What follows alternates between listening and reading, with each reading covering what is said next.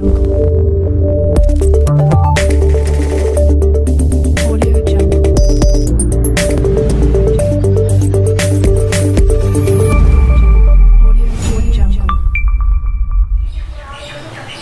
दोस्तों, मेरा नाम है अभिषेक सावलिया और आप देख रहे हैं अभिषेक होम्योपैथी। तो फिर से मेरे एक नए फ्रेश वीडियो में आप सभी का मैं तहे दिल से स्वागत करता हूं।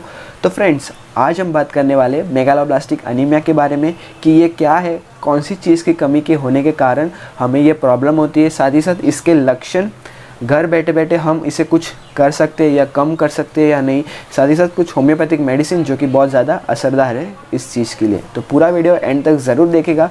तो चलिए शुरू करते हैं।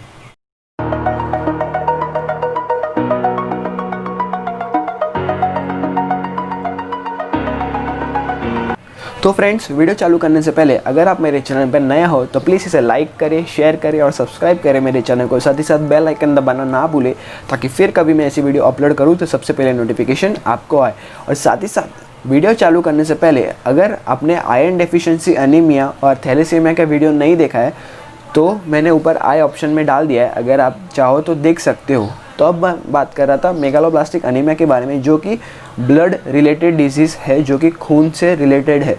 तो इसमें होता क्या है, बेसिकली सिंपल लैंग्वेज में बताऊँ तो हमारे अंदर विटामिन B12 की कमी आ जाती है, विटामिन B12 की कमी और दूसरी फॉलिक एसिड की कमी।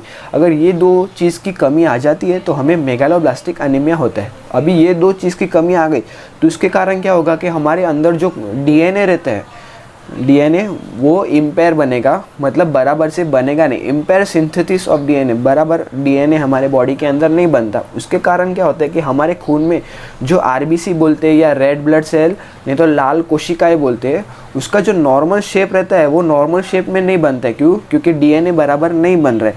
तो RBC जो लाल कोशिका है उसकी जो नॉर्मल साइज़ रहती है वो अगर एग्जाम्पल ले, अगर इतनी रहेगी, बट जब भी मेगालोब्लास्टिक अनीमिया होता है तब उसकी नॉर्मल साइज़ इतने से इतनी हो जाती है, मतलब बड़े बन जाते हैं वो।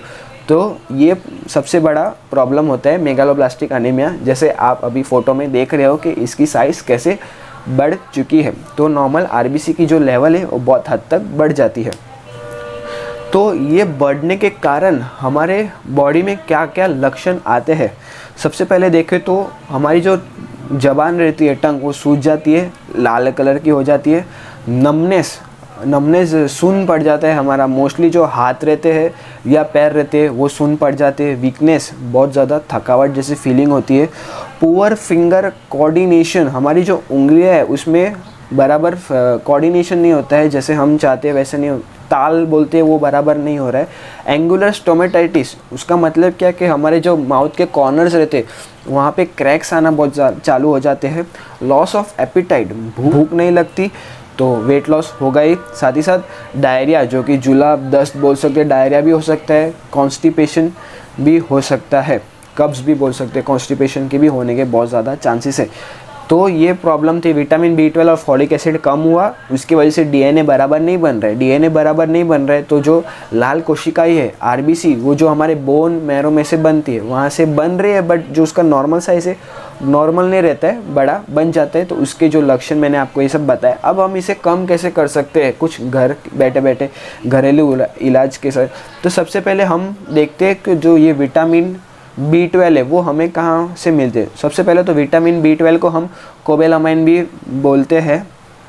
ये वाटर सोल्यूबल रहते हैं। वाटर सोल्यूबल मतलब ये जो विटामिन है, विटामिन B12 वो वाटर सोल्यूबल रहते हैं, मतलब पानी में आराम से घुल जाते हैं, मतलब हमारे पसीने के द्वारा या पेशाब के द्वारा आराम से बाहर निकल जाती है। इसलिए हमें बार बार विटामिन B12 लेना चाहिए।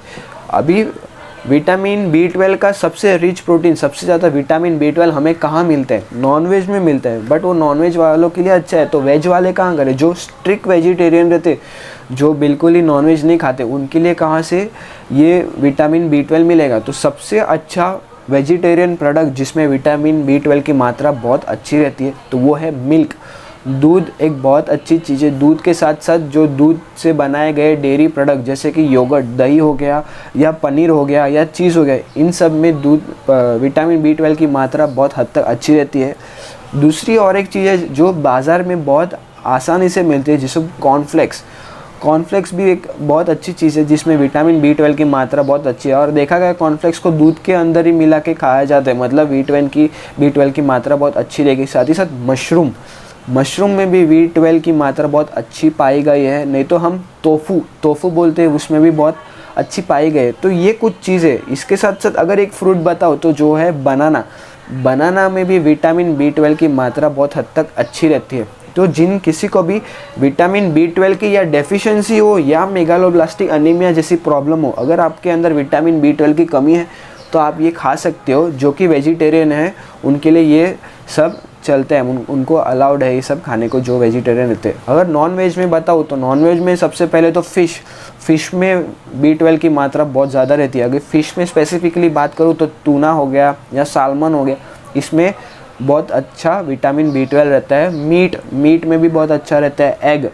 एग में भी मिल सकता है। और चिकन में भी विटामिन B12 की मात्रा बहुत हद तक अच्छी पाई गई है। तो अगर आपको मेगालोब्लास्टिक अनीमिया भी स्पेसिफिक, अगर आपको विटामिन B12 की बहुत ज़्यादा कमी हो रही है तो आप ये चीज़ खा के वो कमी पूरी कर सकते हो, और आपको जो मेगालोब्लास्टिक अनीमिया है उसको कम कर सकते हो। अगर आपको मेगालोब्लास्टिक अनीमिया में फॉलिक एसिड डेफिशिएंसी या फॉलिक एसिड की कमी है तो वो कहाँ से ले सकते हैं, तो उसके लिए फॉलिक एसिड बहुत लार्ज अमाउंट में हमें कहाँ से मिलता है, तो ग्रीन लीफी वेजिटेबल में मिलता है। ग्रीन लीफी वेजिटेबल में स्पिनच, पालक में बहुत अच्छी मात्रा में रहता है। पालक के साथ ब्रोकली हम बोल सकते हैं, उसमें बहुत अच्छा रहता है। फ्रूट्स में देखें तो पपैया में भी फॉलिक एसिड की मात्रा बहुत ज़्यादा रहती है। लेंटिल्स में भी बहुत अच्छा मात्रा में पाया गया है फॉलिक एसिड। पीनट्स हो गए, मूंगफली हो गए, बीटरूट खा सकते हैं। कॉलीफ्लावर सब्जियां जो है उसमें भी बहुत हद तक अच्छा रहता है। एवोकेडो और कॉर्न्स में भी फॉलिक एसिड की मात्रा बहुत हद तक अच्छी पाई गई है। तो फ्रेंड्स, ये कुछ fruits and vegetables and cereals जो है जिसमें विटामिन B12 और फॉलिक एसिड की मात्रा बहुत अच्छी है। तो अगर आप ये लेते हैं तो आपके लिए बहुत अच्छा, आपके हेल्थ के लिए बहुत अच्छा रहेगा, जिससे आपको मेगालोब्लास्टिक जो अनीमिया है उससे लड़ने को मदद करेगा, उसको कम करने में मदद करेगा। साथ ही साथ अगर हम देखें स्पेसिफिक होम्योपैथी में स्पेसिफिक विटामिन B12 की कमी हो रही है तो उसके लिए हम कौन से मेडिसिन ले सकते हैं, तो होम्योपैथी में विटामिन B12 के स्पेसिफिक रेमेडी में सबसे पहला आता है काली मूर 6X। इसके 4 टैबलेट दिन में 3 बार लेने चाहिए 1 हफ्ते के लिए। इससे आपको बहुत हद तक आराम मिलेगा। और दूसरा जो रेमेडी है वो है नेट्रम फॉस 3X। इसके भी 4 टैबलेट आप दिन में 3 बार 1 हफ्ते के लिए ले तो आपको बहुत हद तक विटामिन B12 की जो कमी है वो बहुत हद तक कम हो जाएगी। और ये जो मैंने मेडिसिन बताया वो बायोकेमिकली बताया है, बायोकेमिक एक रहता है, वो हिसाब से मैंने आपको बताया है। तो ये मेडिसिन आप ले सकते हो। तो ये पूरा था मेगालोब्लास्टिक अनीमिया के बारे में, क्या ये हमारे बॉडी में कैसे बनता है, क्या लक्षण आते, क्या हमें खाना चाहिए, और कुछ होम्योपैथिक मेडिसिन जिससे हम इसे बहुत हद तक कम कर सकते हैं या जड़ से निजात पा सकते हैं। तो अगर आपको यह वीडियो पसंद आया रहेगा तो प्लीज़ इसे लाइक करें, शेयर करें और सब्सक्राइब करें मेरे चैनल को। साथ ही साथ बेल आइकन दबाना ना भूलें ताकि फिर कभी मैं ऐसी वीडियो अपलोड करूँ तो सबसे पहले नोटिफिकेशन आपको आए। और आपको मेगालोब्लास्टिक अनीमिया के रिलेटेड कुछ भी डाउट हो तो आप मुझे नीचे कमेंट सेक्शन में पूछ सकते हो। So friends, thank you and till then, good bye.